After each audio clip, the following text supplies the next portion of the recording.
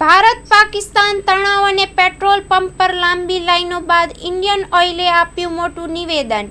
પહલગામ થયેલા આતંકવાદી હુમલા બાદ ભારતની જવાબી કાર્યવાહીને કારણે બંને દેશો વચ્ચે તણાવ નોંધપાત્ર રીતે વધી ગયો છે। ઇન્ડિયન ઓઇલ કંપનીએ દેશના તેલની પૂરતી ઉપલબ્ધતા અંગે એક નિવેદન બહાર પાડ્યું છે।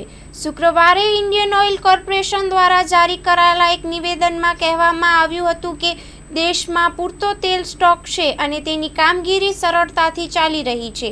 સોશિયલ મીડિયા પોસ્ટમાં લખ્યું છે કે બધા આઉટલેટ્સ પર ઈંધણ અને એલપીજી ઉપલબ્ધ છે, તેથી તેઓએ ચિંતા ન કરવી જોઈએ। આ સાથે તેલ કંપનીએ લોકોને સંપૂર્ણપણે શાંત રહેવા અને બિનજરૂરી ચિંતા ન કરવાની સલાહ આપી છે।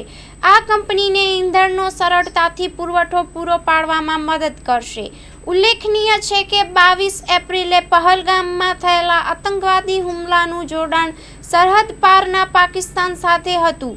આ પછી 7 મેના રોજ ભારત પાકિસ્તાન અને પાકિસ્તાન અધિકૃત કાશ્મીરમાં 9 આતંકવાદી ઠેકાણો પર હુમલો કરીને નાશ કર્યો હતો।